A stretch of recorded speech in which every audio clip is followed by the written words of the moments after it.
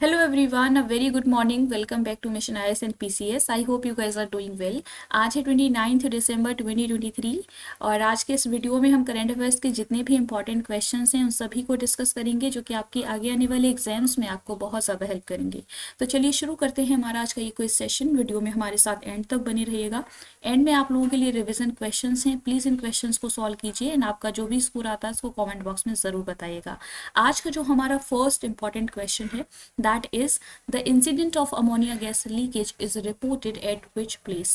हाल ही में किस स्थान पर अमोनिया गैस रिसाव की घटना सामने आई है। तो इस क्वेश्चन का जो करेक्ट आंसर है दैट इज ऑप्शन बी, एनोर, जो कि नॉर्थ चेन्नई में एक प्लेस है, वहां पर अमोनिया गैस लीकेज अभी हाल ही में हुआ है।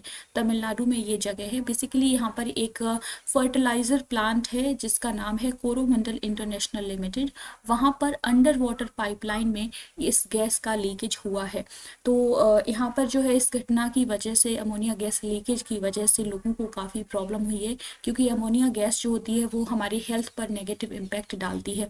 लोगों ने यहाँ पर कई सिम्टम्स को एक्सपीरियंस किया है, जैसे कि सांस लेने में प्रॉब्लम हो रही थी लोगों को एंड उनकी आईज में, थ्रोट, नोज, चेस्ट में जो है बर्न वो फील कर रहे थे। तो एक ऐसी न्यूज़ है ये, आपको इसके बारे में पता होना चाहिए और अमोनिया गैस के बारे में भी आपको डिटेल में पता होना चाहिए। अगला क्वेश्चन है, India has taken the technical assistance from which country to construct the Kudankulam nuclear power plant. Bharat ने कुडनकुलम परमाणु ऊर्जा संयंत्र के निर्माण के लिए किस देश से तकनीकी सहायता ली है। तो इसका जो करेक्ट आंसर है दैट इज ऑप्शन डी। ये जो कुडनकुलम न्यूक्लियर पावर प्लांट है ये कहाँ पर लोकेटेड है ये भी आपको मालूम होना चाहिए। तो ये तमिलनाडु में लोकेटेड एक न्यूक्लियर पावर प्लांट है और इसको कंस्ट्रक्ट कराने के लिए इंडिया ने रशिया से टेक्निकल असिस्टेंस लिया, यानी कि टेक्निकल जो भी हेल्प होगी वो रशिया के द्वारा यहाँ पर प्रोवाइड की जाएगी। एंड इस पर्टिकुलर जो ये जो प्रोजेक्ट है इसकी बिगिनिंग फरवरी 2016 में हुई और इसको जो कंप्लीट करने का टारगेट है वो है 2027 तक का। तो ये डेट आपको याद रखनी है। अगला क्वेश्चन है, which airport will be renamed as Maharshi Valmiki airport. किस हवाई अड्डे का नाम बदलकर महर्षि वाल्मीकि हवाई अड्डा रखा जाएगा। तो ये नाम बदला जाएगा बेसिकली अयोध्या एयरपोर्ट का। तो एक इम्पॉर्टेंट है, कहाँ पर है अयोध्या एयरपोर्ट, तो ये उत्तर प्रदेश का एयरपोर्ट है और इसका नाम बदल करके महर्षि वाल्मीकि एयरपोर्ट रखा जाएगा। इससे पहले इसका पूरा नाम क्या है, मर्यादा पुरुषोत्तम श्री राम इंटरनेशनल एयरपोर्ट। तो इसको बदलने का, इस नेम को बदलने का जो फैसला है यहाँ की गवर्नमेंट के द्वारा अभी हाल ही में लिया गया है।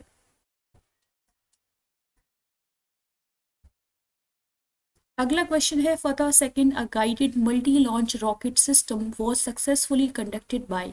फतह सेकंड एक निर्देशित मल्टी लॉन्च रॉकेट प्रणाली का सफलतापूर्वक संचालन किसके द्वारा लॉन्च किया गया था, किसके द्वारा किया गया था। तो इसका जो करेक्ट आंसर है दैट इज ऑप्शन सी। ये जो मिसाइल है फतेह सेकंड, ये पाकिस्तान की है, एक मिलिट्री अचीवमेंट है पाकिस्तान के लिए। तो ये नाम आपको याद रखना है, कौन किसके द्वारा भी हाल ही में इस पर्टिकुलर रॉकेट को कंडक्ट करवाया गया, लॉन्च किया गया, तो वो है पाकिस्तान के द्वारा। अगला क्वेश्चन है, who will release the postal cover on 100th birth anniversary of justice Reddy. Justice Reddy की 100वीं जयंती पर पोस्टल कवर कौन जारी करेगा। तो इसका करेक्ट आंसर है option c, vice president of India के द्वारा भी हाल ही में जो ये पर्सनालिटी हैं जस्टिस जस्टिस रेड्डी, उनकी 100th बर्थ एनिवर्सरी को सेलिब्रेट किया जा रहा है और उसी दौरान एक पोस्टल कवर को लॉन्च किया गया है। कब, 27 दिसंबर 2023 को। और ये जो है कोंडा माधव रेड्डी इनका पूरा नाम है।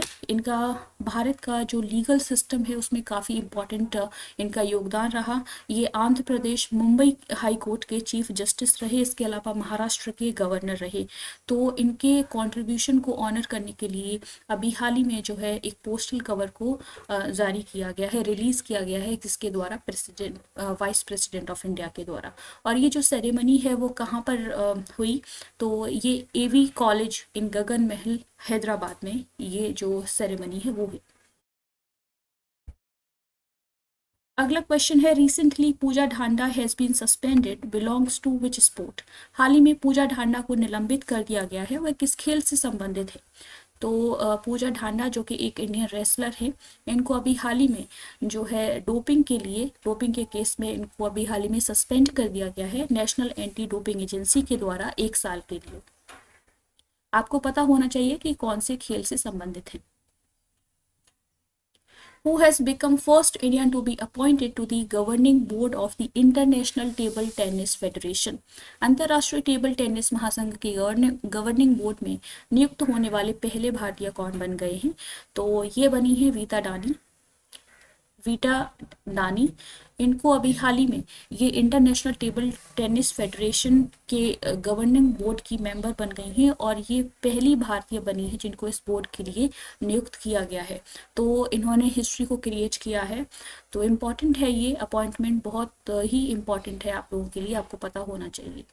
एंड अगर बात की जाए ITTF फाउंडेशन की, यानी कि international table tennis federation foundation की, तो इसका इस्टेब्लिशमेंट हुआ था 2018 में और ये किससे रिलेटेड है, टेनिस से रिलेटेड एक गवर्निंग बॉडी है।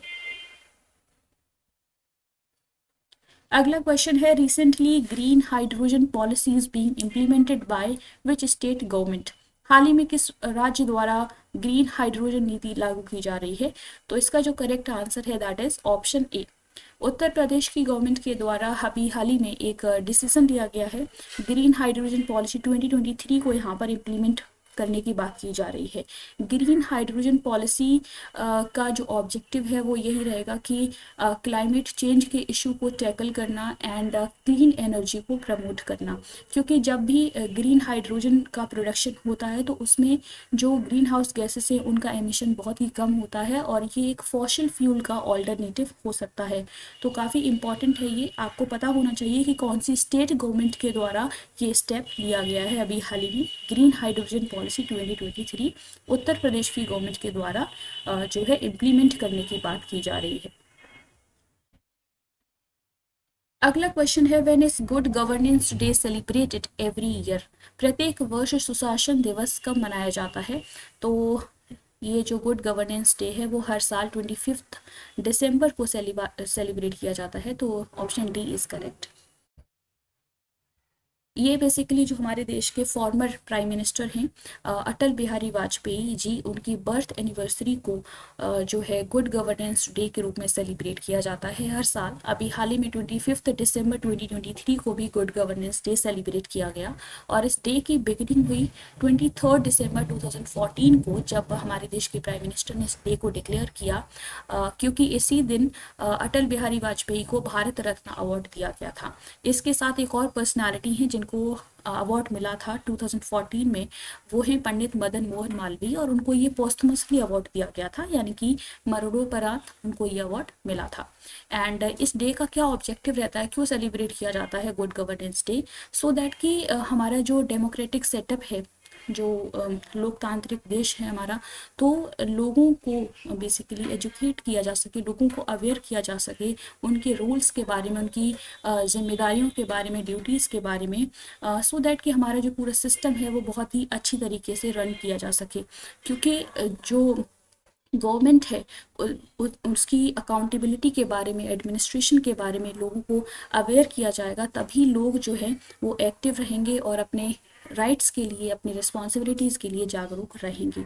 तो एक इन्फॉर्म्ड सिटीजनरी को क्रिएट करने का ऑब्जेक्टिव रहता है इस पर्टिकुलर डे को सेलिब्रेट करने का, गुड गवर्नेंस डे।